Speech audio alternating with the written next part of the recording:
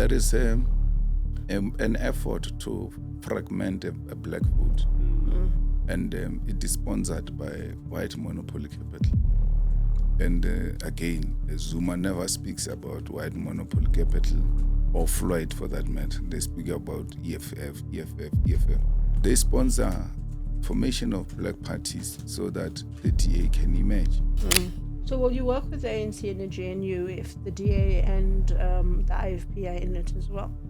IFP, I don't mind at all. I mind DA and the Freedom Front. Those were at the center of our pain. So we must be careful of our country being taken by neoliberals. My worry is they're privatizing everything that matters to us. To erode the state will be led by mafias for you. Zuma did what he did because he didn't want to let go of power. And he decided, look, I'm going to create this family stokvel that will keep me relevant, and I'll be able to use it to advance individual family interest. We take our own decision, we write our own history as individuals, and when that history is written, it will tell the true story. We're sitting here, we still don't know what was the revolutionary about taking that decision of going to MK. The big question every South African wants to know is whether the EFF is dead or whether it can form a resurgence in the next local government elections. It's lost its deputy president, Floyd Shivambu, someone who was a close colleague and friend to the EFF's leader, Julius Malema, for over 20 years, I think. My name is Hajra Omarjee. I'm the political editor of Business Day. And I'm Thando Maeko. I'm the senior political correspondent at the Business Day. And we're in conversation with Julius Malema, who has a long history in the ANC and the EFF. He grew the party from nothing to contest in most provinces in the country. And from what I hear here on the ground at the EFF's headquarters is the EFF's staff say they have no intention of leaving the party and they are committed to its growth. And I guess the election results at the next municipal poll will tell the ultimate story. Julius, how are you? Fine, how are you? I am I'm confused about where South Africa is going. Yeah. We have no economic growth. We have increased unemployment. What is the EFF offering as an alternative that the ANC or the GNU is not offering, and why should South Africans vote for you? Well, we need to beneficiate our minerals here in South Africa because that's where the problem is. In the absence of beneficiation, you are creating high levels of unemployment, and that would lead to poverty and high cost of living. So if we want to create jobs, we must industrialize, and you cannot industrialize if you don't have minerals. You're taking your minerals out of the country. So we were favored by God by giving us mineral resources and natural resources which can be used to benefit our people. We've been hearing the beneficiation argument since 1993. It hasn't happened. Instead, we see BEE being used to enrich a few political elites. We see a massive challenge to economic redress. BEE, employment equity, affirmative action by the Democratic Alliance, which is in the GNU. And the ANC seems unable to defend itself. Is the EFF offering an alternative to South Africans, which is different to MK, which I'll say publicly lacks credibility? Well, the EFF offers a leftist perspective, which is an alternative to neoliberalism, which most of these parties you're talking about are advocating for. We need a corrupt-free society where state cannot be used to intimidate the whistleblowers. We need to industrialize and make sure that whatever money circulates in the country is for infrastructural development purposes, because we've got a lot of money in the banks idling, and those with the money are refusing to invest in South Africa because they say they don't have confidence in the South African government. Do you support BE? Yes, I do. BE was a very good policy. It was supposed to be broadened, as it were. We had argued that it must be broadened and must be given to people who have the necessary skills to deliver what needs to be delivered. And as it is now, it has been corrupted, and it looks like it is designed for certain people. I mean, amidst the backdrop of now the GNU and the polling suggesting that South Africans are really satisfied with the GNU instead of a one-party dominant state, do you think the EFF's alternative will gain favor among voters within the next election cycle, that is 2026? Of course, also considering that last year you took just a little knockback in terms of voter share.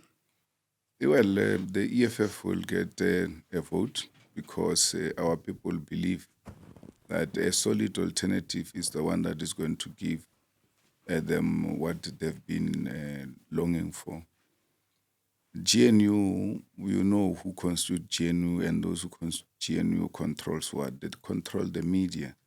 And that's why the narrative that GNU is doing well and all of that, but it's not doing well.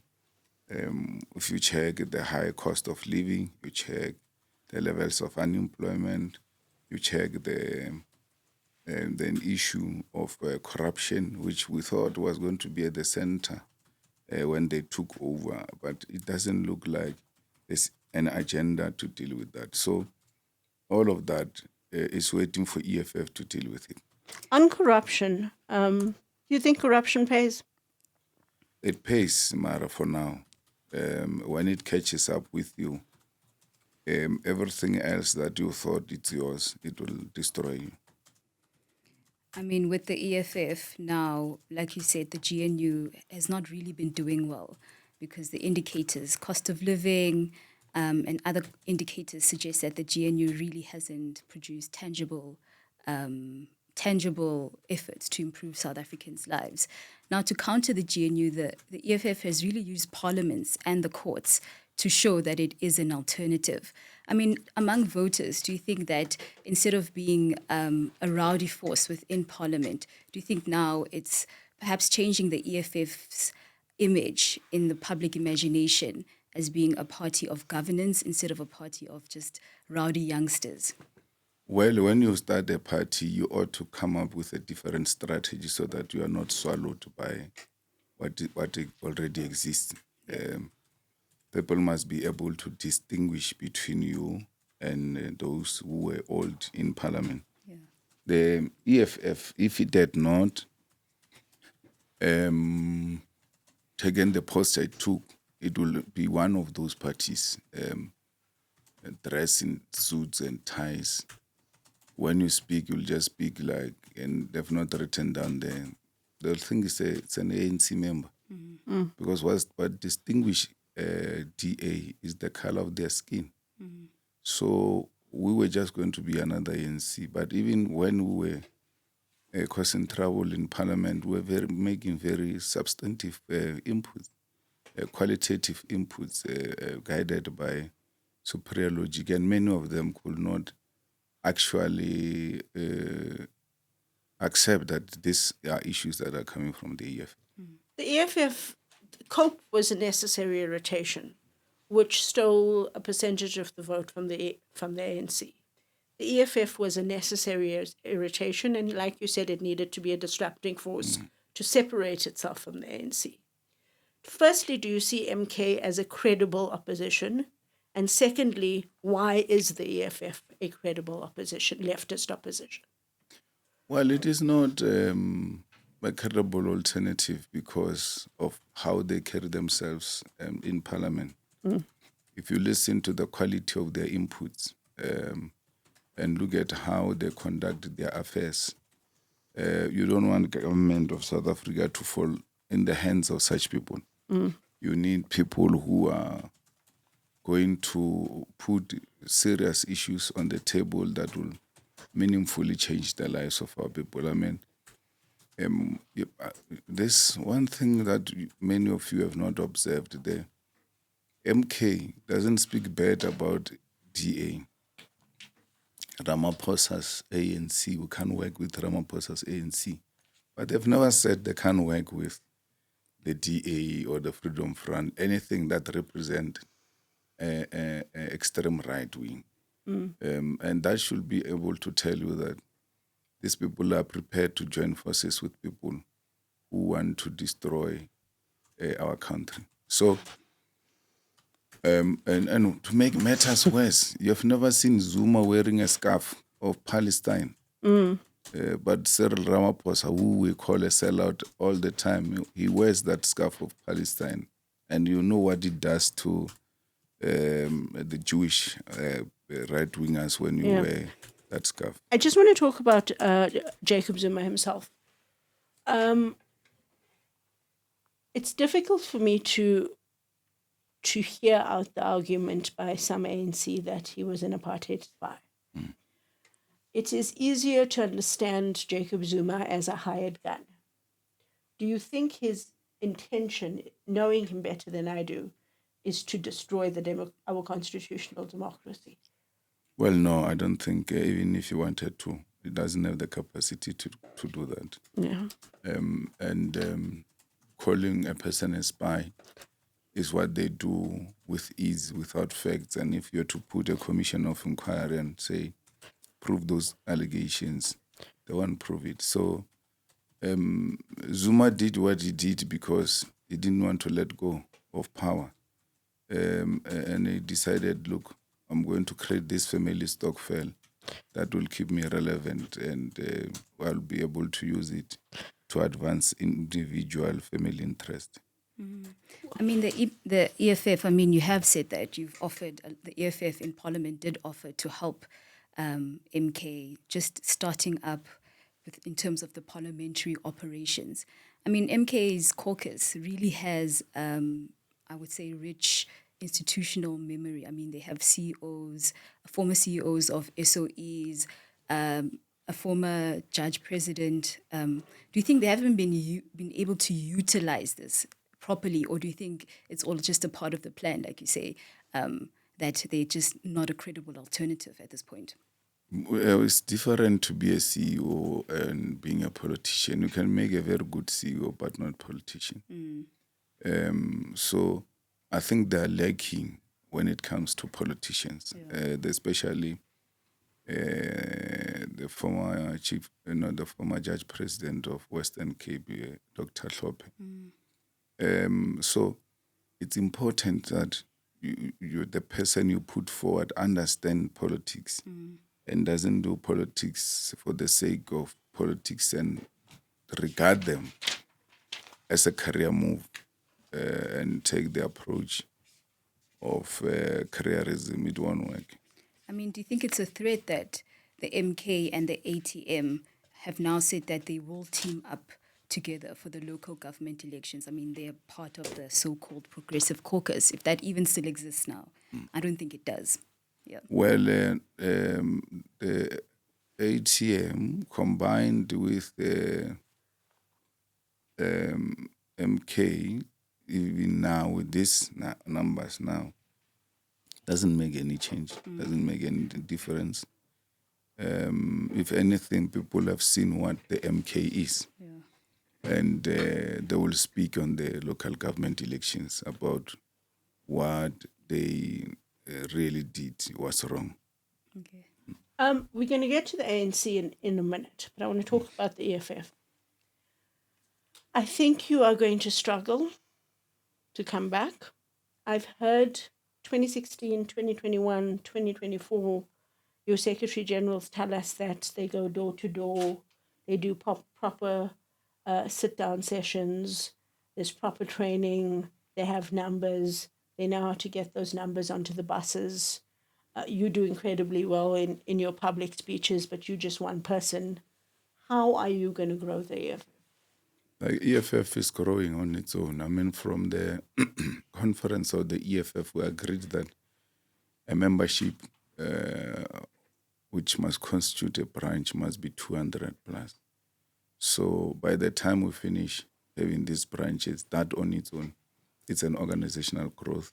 Back to basics. But equally, you need to conscientize and politicize the ground forces so that they come to appreciate that there can be many, but there will never be more than voters, and therefore they still seek the votes of ordinary people who are not members of the EFF but potentially supporting the EFF. And by the look of things, the by-elections results where we contest, there is a scientific proof that the organization is growing. So it was unfortunate that it got less than what it had by half a percentage.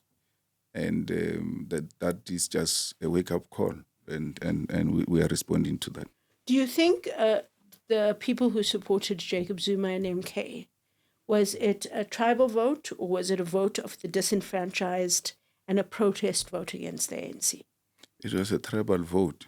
The people who are tribalists were looking for home and were looking for a statement, to replace Mangosuthu Buthelezi, who they saw as a father figure. So now they were thinking, who can be a father figure for the Zulu nation?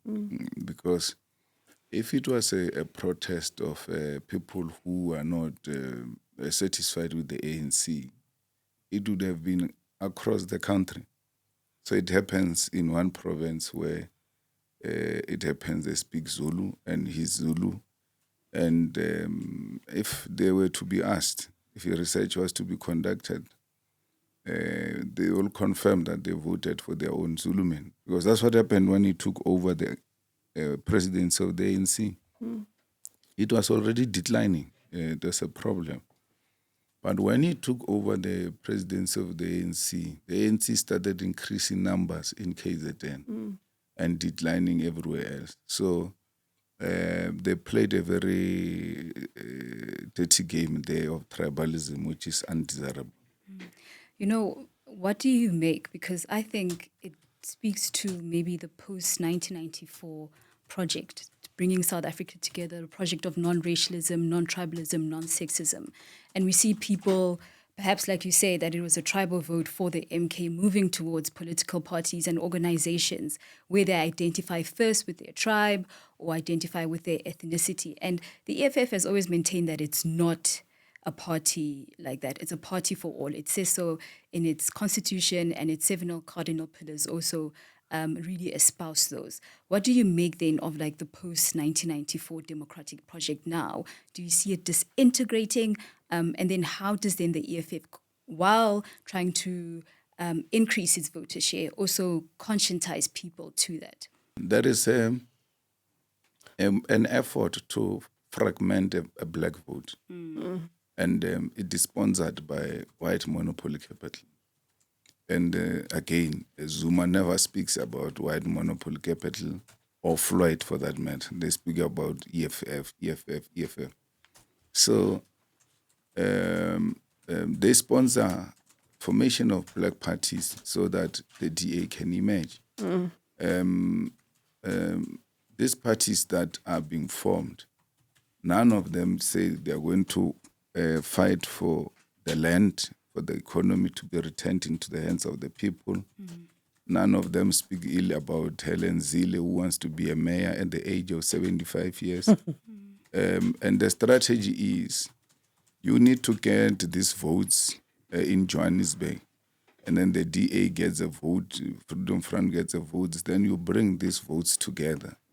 And then you vote for DA mayor. I mean, look at Bosa, the other one, Muzanzi, and things like that. Will you work with Musi Maimane and Herman Mashaba? I don't think it will be possible because we're completely different ideological. I think we don't subscribe to certain things. Him and Mashaba, we come together when it comes to issues of service delivery. He seems to have such kind of passion for service delivery, but otherwise, ideologically, there's going to be a lot of contestation. The parties that can work together is the EFF, MK, and the ANC, and then it can bring a stability, but also the political will to change the lives of our people. So will you work with the ANC and the GNU if the DA and the IFP are in it as well? IFP, I don't mind at all. I mind DA and the Freedom Front. Those were at the center of our pain, and therefore it can be that now we are in power and therefore we forgot where we come from. But you said that as a minister you'll outshine all of them. They know I that. kind of think you will. So why not go and show what you can do like Gayton McKenzie is? No, you're comparing bananas with rotten apples. It's not doing anything except to be jajarach. We will bring substantive changes in the lives of our people, material changes in the lives of our people, in areas where change is mostly needed, and not just be people who speak to ourselves at night through live on a social media platform or anything of that sort. I say so because you look at EFF and how it is run. It's a well-oiled machine. You look at how it make a commitment on certain things that it can do as an organization even without being in parliament. We do them very well. Okay, so that's true. When I met you 20 years ago, you said you were going to disband the Youth League's investment arm, and you did. So you tend to do what you say. In terms of value-adding beneficiation, what can be done now in the current legislation to get things going? No, we have to put money in the infrastructural development. There is no infrastructure that is moving in South Africa. The manufacturing has declined. Many factories have closed down. So you must know when manufacturing are closing, it means many jobs lost. And therefore, it is a duty of government to ensure that those things are done properly. So if you look at protecting the infant industries that can create a lot of jobs, that's an intervention that can be made now. And with South Africans being conscientized that they must not let go with ease their spaza shops in their yards and then complain that Somalians have taken shops as if Somalians went there and then took out guns and No, took they're the land. renting. They're renting, and they're renting from people who are unemployed. Their children are unemployed. Why can't they say, okay, I've got a daughter here, I've got a son who's not doing anything, let him run a spaza shop. So those are things that we have to look into. The saloons that we see mushrooming everywhere else in South Africa. Money can be made available to such projects, and small business as well, supported not only in theory, practically, and putting certain qualified individuals as mentors of such small business companies.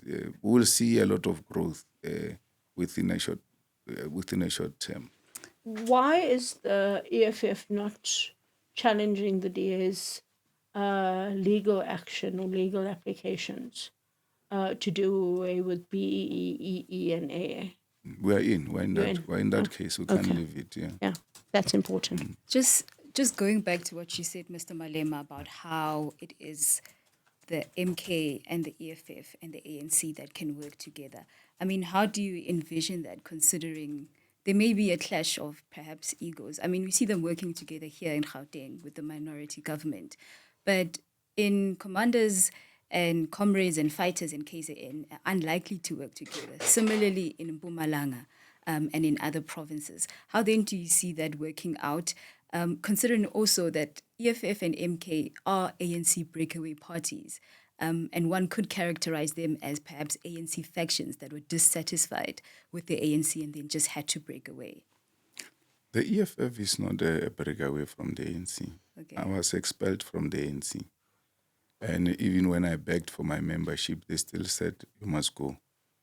That's why most of the policies of the EFF are those of the Youth League 2011 conference, where we took radical decisions to make this country a better place. So, and when it comes to MK and ANC, there is a clash of personalities at a high level, where MK says I can work with the ANC of Ramaphosa, and then but the ANC saying, well, we are ready to work with you, but stop these ridiculous demands, because we can simply say we don't want to work with Zuma, and where does it take us?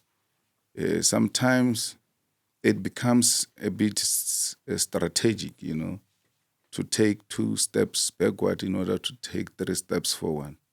They can go in GNU with the EFF and the ANC and influence things from there. And it can see Ramaphosa being removed, actually, without any hassle when we work together. You said that you are not Hajra. You want to bring material change to the lives of South Africans. You taught these politicians how to be Hajra. So how have you changed in terms of your leadership over the last 20 years? Well, it comes with age and exposure. I mean, when we were in the Youth League, we were told that we've got a license to make mistakes. And every time I see young people making mistakes, I'm happy, because they must be prepared to learn from those mistakes so that they become good leaders. So when you become an adult, you can't have the benefits of being a child. So you must choose if you want to be an adult or you want to be a child. And I chose to be an adult because I've got children that I must look after, but equally I must teach them how they need to behave, especially in a complicated country like South Africa. Speaking about your kids, you are the son of a domestic worker. Your mother brought home leftovers. Your drive, from what I saw anyway, and I've known you for a while, was finding home and family. Do you think you've now achieved that? Yes, I've achieved that. I've got a family, and I'm a father to my children, and I give them the things that I was longing for. As a child, you always know that I need 1, 2, 3, but the material doesn't allow. So just let go, but you know what you want. They know what they want, and I know what I want for them.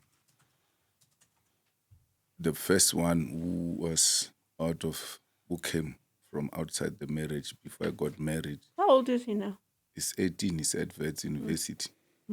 And you can only be proud to bring up a young man like that and get him to be at the university and prioritize education, knowing very well that nicer things are still to come. I tell him all the time that a hit song now becomes even more nicer when it is out of fashion and you're playing it in your car from here to Polokwane. You're not missing anything. It will still be there. A club will be there. The only thing different will be a name, but it will still be there. So you took Zuma and Ramaphosa's decision to expel you from the ANC pretty hard because you lost your political home. I see you having taken Floyd Shivambu's departure from the EFF as hard because he was a colleague and a brother and a friend to you for a long time. How do you trust again? How do you invest as much as you've invested in politics as you have done previously after going through such heartbreak? You must invest, but never invest emotions. Okay. So you must develop people, you must encourage people to do the right thing, work on them, give them the necessary support where it is needed. But it must not go too hard. Yeah. To a point where when they disappoint you, you feel like you are disappointed by your blood brother. We make a mistake because we seem to think our colleagues are our friends. And we become so comfortable with each other. And when things happen, we now want to cry foul as if we didn't know some of these things. I see a lot of successful people like Ivan Khosa. He's not the kind of a guy who likes being around people a lot and having many friends. He had a friend called Screamer who passed away. May his soul rest in peace. But other than that, he's not a craftsman. He goes to work and do his work and does it diligently because they've never said a game of Kaizer Chiefs and Pirates starts at 3 and it started 3:30. So he has professionalized football. And he did so not because he befriended those people, but he worked with them and he knew their colleagues. I mean, speaking on Floyd, with his Maibuya consultative process, did you expect that coming out of him, number one? And then publicly, he's made so many public pronouncements, negative public pronouncement about your relationship with him, about operations going on here at EFF. Did you expect that? And just what do you make of it? I don't know how Floyd could have gone to Zuma and MK. I don't know how he could not have known Zuma would do that to him in a few months because Zuma does that to everyone. Well, we take our own decision. We write our own history as individuals, and when that history is written, it will tell the true story. We're sitting here, we still don't know what was the revolutionary about taking that decision of going to MK. But people take individual decisions, and we ought to respect those decisions as the people. And we wish them well. If they are genuinely going to help our people, we can do with so many hands in helping our people. And we shouldn't be hard on them and say all manner of things. Yes, we get disappointed as people because we are people. But you must let go. Yeah. Have you changed? Wait, have you changed in any way you do things in the EFF just based on what happened last year and all the departures? Just before you answered that, I was quite surprised in the last election that Floyd led so much of the campaign, was in charge of governance, was in charge of GNU. You seemed to give him the responsibility that he wanted, and either he didn't do well and couldn't account, or it wasn't enough. He wanted to be the CIC. Well, the question is, did I change? When you build an organization, it's based on your face, your speech, and all of that. So you need to gradually, unannounced, start giving other people responsibilities and take a back seat to observe what will happen.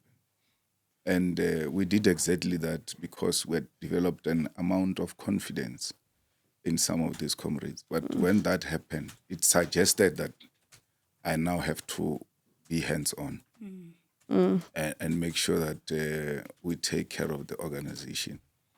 It's interesting that he's calling us all manner of names, cult and all of that. But most decisions here were taken by him, were influenced by him. He says he says, I'm a cult. In the same sentence, he says, yeah, he wanted to make someone else Secretary General when he came from a caucus. And I suggested Marshal Dlamini, and Marshal Dlamini became Secretary General. If I was a cult, why would I agree to something like that? I was not from a caucus. I was sitting with him, we were talking, I said, Shadrach Tlaule can be the Secretary General. And he said, no, Marshal Dlamini. And I said, I don't know why I didn't think about that name. And I immediately agreed. There was no quarrel about it. But he is a man who was doing everything because I'm a cult. But whatever suggestions that came forward, we are individuals. We make individual proposals. And most of the ideas he expressed in the EFF were accepted, were never met with resistance. So I don't know what got into their head. Maybe it's again, fostering that idea of fragmenting a black vote, make sure EFF gets as little votes as possible and so many political parties, then the DA grows with the Freedom Front Plus and the IFP, and then they take over South Africa. But it is our duty as leaders to accept that from time to time people are going to insult you, especially the people you worked with, the people you are close with. People are destroyed by people who are close to them, not people from far. So you ought to accept that, but do not degenerate to their level. Just leave them to say whatever they say. People will see them for who they are. Anything else, Floyd? Moving on to the ANC now and the EFF and the GNU going back. Post-2026, do you see the GNU surviving? And what do you see the ANC's role in the future of South Africa now? Well, the ANC is going to become very insignificant when we go forward with the political landscape of South Africa. Because if you observe what's happening now, these people are going to kill each other. Instead of, when you are faced with danger, you close ranks and say, comrades, whatever differences we have, we need to close ranks and focus on what is destroying the organization. No, they are pulling each other in different directions in the name of renewal. And there's nothing renewal about what they are doing. So, but they will have themselves to blame. And maybe it's good for all of us. Maybe the smaller they become, the better. But will the MK not benefit? It will benefit. Will you benefit? Will the We EFF benefit? will benefit. Okay. We will benefit. I mean, in my ward where there was by-elections, we hit the ANC by 900 votes, showing very clear that people are no longer interested. If MK benefit, well and good. And there are other parties that might be an irritation there and there, but when brought together, we constitute a proper government and we build South Africa with those who are willing to build South Africa. The DA's problem is that it does it for white people. I mean, I was listening to Helen when she was speaking in one radio interview saying there are actually two parties here in South Africa. It's the ANC and the DA. And that's how our people must vote, meaning there are two parties, and those parties, one is for blacks, one is for whites. That's what she is saying. I mean, she's also said that the EFF is the DA's strongest or biggest threat. Yeah, in terms of policy position, we are completely different.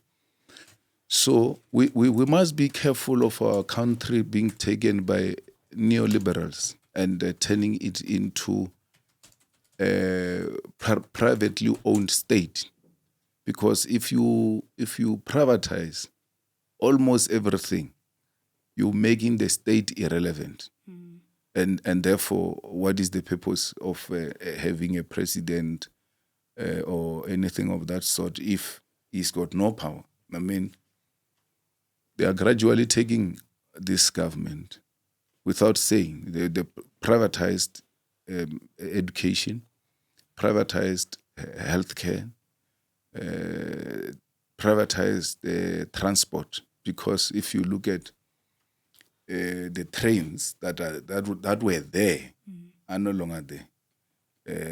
The taxis, taxi industry is collapsing on its own. That's why it's fighting. And then they bring Uber, which is going to be privately owned by individuals. And without a proper bus system and train system, then transport is privatized. So my worry is they're privatizing everything that matters to us. And we should be worried about that. Mm-hmm. I mean, to say, give private companies to produce electricity. They produce electricity and they produce enough electricity. What do? They're going to make sure that ESCOM is dysfunctional, doesn't work. They make sure that doesn't work. Then we have no option. We have to buy electricity from an individual. Such responsibility are security risky because individuals are emotional. They're human beings. Rupert can wake up in the morning and switch off electricity. What will you do about it? He's selling it. What do you do with the owners of water? One day they get irritated with the government and they close water. It can be. There are certain things you have to be very jealous about, especially the things that constitute the core of what the state is. Look at security companies now. They are more armed than the law personnel of South Africa. So that is danger on its own. And we must strengthen the police, strengthen the army, strengthen Metro Police, as it were, so that it becomes more powerful than any individual or any company in South Africa. But to erode the state will be led by mafias for real. I mean, the point of bringing in private players in those network industries, the ports, electricity, and water, I mean, it's gaining momentum right now. And there's nothing, I think, in my opinion, I think there's nothing you can do to stop it. You can either support it or you just let it play back. And is it all bad? Exaro investing in Transnet, would that be a bad thing? Yeah, it is a bad thing. We need to build Transnet. And then Exaro will utilize our facilities. But we don't have money. No, we've got money. We had money now to do a commission of more than 1 billion under Zondo. You had money now to do another commission of 700 million. Every time the Hampepe commission is going to cost a lot of money. Every time we are talking about fixing this and that for the people, there is no money and they make no apology about it. Yeah. But they release money on stupid things in less than 2 months. Yeah. Where was that money? Do you think the black middle class and working class support NHI? Yeah, the black people will support it because... Middle class and working class that have medical aid. They will support it. You still use your medical aid at the public hospital if it's properly equipped. Yeah. Because NHI, in its entirety and interest, is to improve our health facilities to be of a particular standard, to an extent that whether you go to public or you go to private, it doesn't make any sense.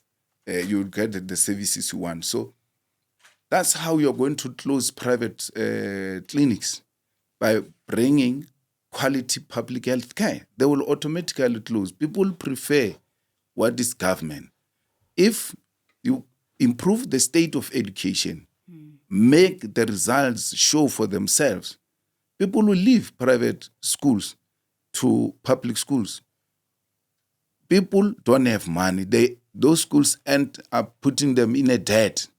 So when you've got quality public education, it's a reliever from a debt which they were incurring to take their children to private school. So it is not correct that if it's private, it is inherently correct. Yeah.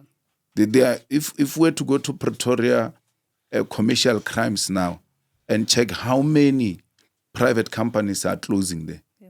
So it can't be that because it's private, therefore it's going to be proper. No. We must make it public and we must make it work. For instance, you need to ask the question, why is the private sector refusing government to open a state-owned bank?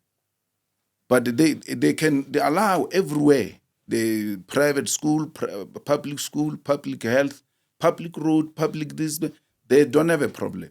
But bank, they are refusing with everything. Why? They know that bank will be functional and will sell money at a cheaper rate.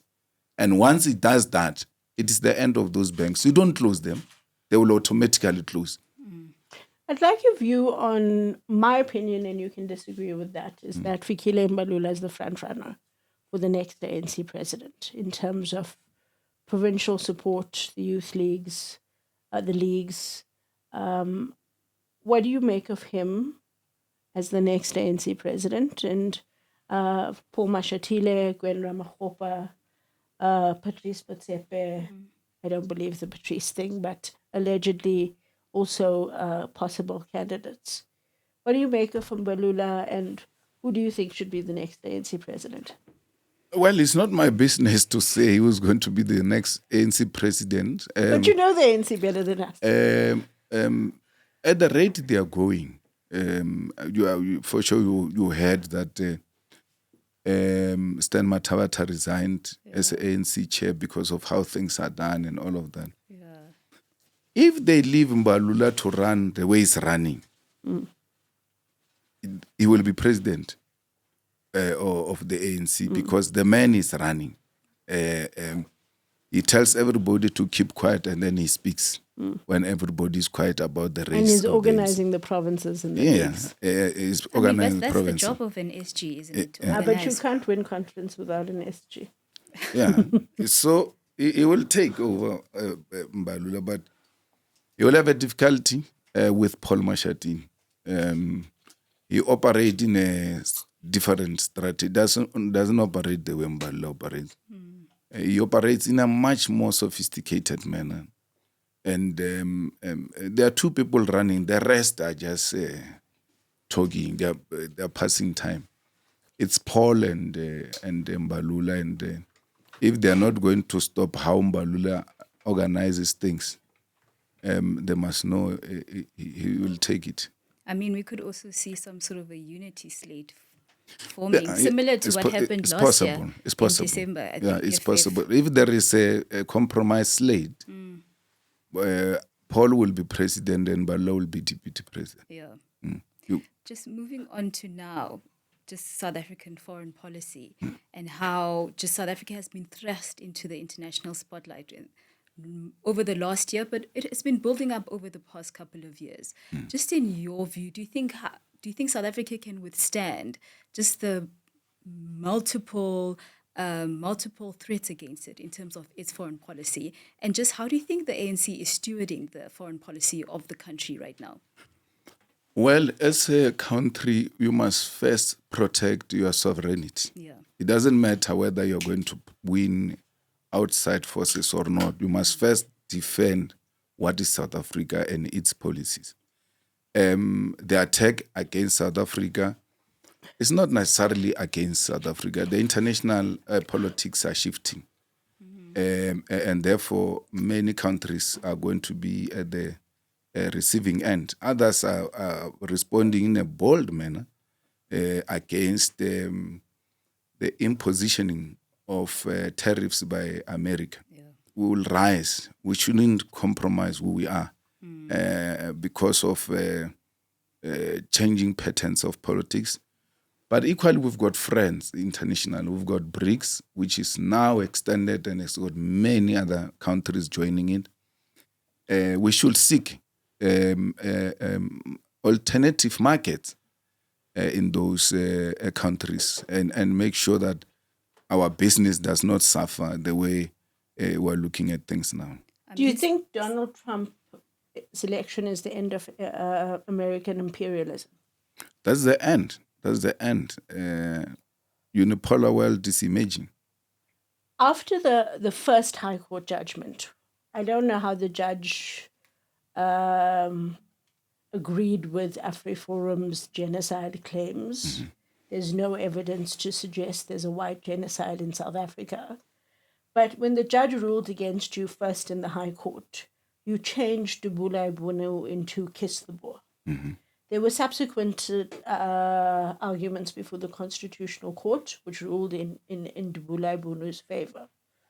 In order to just make life easier and for you to stop being seen as a threat to the US, would you consider singing Kiss the Boer instead of Dubula Ibunu? There's no need to ease any threat from the USA. It doesn't cause me any pain. Donald Trump is not God. His term is coming to an end after 4 years. And a new president who's sober, who reads, will take over and understand what are the issues. Is Africa the solution to South Africa's economic problems, and how? Yes, we need to do away with the borders and then trade with each other and make sure that we benefit from one another. There are so many things we need from each other as a country. You know, the argument that no, if we do a borderless Africa, those people are going to come here. We were borderless Africa at some point before we were cut into pieces. But those people remained in their countries. They never came here. They say people come here because we are rich. They will want the richness of South Africa. Gauteng compared to Limpopo is very rich. But I've not seen empty houses in Limpopo. That people are leaving Limpopo, going to stay in Gauteng because there are more greener pastures there. It is a threat to imperialism, which benefit out of the exploitation of the mineral resources of South Africa. Is China the solution to South Africa's economic problems? We are partners in BRICS. We're working together. It's not a threat anywhere. The problem is our leaders. It's not China or anything. They go and negotiate ridiculous things because they want this money now. And then they concede on the most strategic things. And you must know, in business, if I win, even if it means the other side is losing badly, it doesn't matter. Business is shrewd by its own nature. But BRICS is do you think there's an appetite in Africa to work together, even if, amidst the Trump backlash and the tariff backlash? I mean, if you look at our region, Southern Africa, there's no unified voice towards the Trump tariffs, despite lots of Southern African countries using South African infrastructure to trade with the US. I mean, countries such as Eswatini, Lesotho, Namibia, Zimbabwe have their respective policies towards the Trump matter, but not so much in unison. Do you think there's an appetite to work together?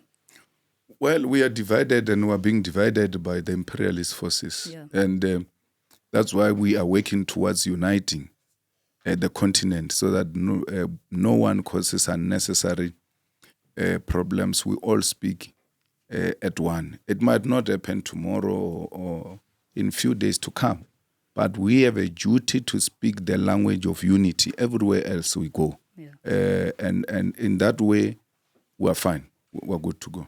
Just one more question for me on BRICS. We have a massive trade deficit with China. We don't export enough to them. India buys wine from Australia. We buy chickens from Brazil. How can we better do things within BRICS to serve our economic interests? We must, at that level, agree that we need to buy from each other so that we speak one language. So if we speak in a disjointed manner, we don't have an impact. But at the level of BRICS, these matters must be raised sharply. That this is what we're taking from you, this is what we're taking from, this is what you're taking from outside us here. This thing you're taking in Australia, we've got it. We can give it to you. And so on and so forth. Once our leaders start engaging deeply, I think Trump is also helping by the way he's conducting himself. He's forcing them to talk and talk on detail of what needs to happen. Otherwise, they're going to stay here with rotten things. The sooner we move, the better. We want to know how you remember Tsidi Madila. Tsidi was a very good journalist, seasoned one, fearless in character, and had to ask the relevant questions, uncomfortable questions. And those of us who grew up with her, we came to understand his style of engagement. It's a big, big, big loss to the journalist family. It's a big loss to her family. And we believe that she has produced more who looked up to her and who are prepared to continue the journey. May her soul rest in perfect, permanent peace. Thank you.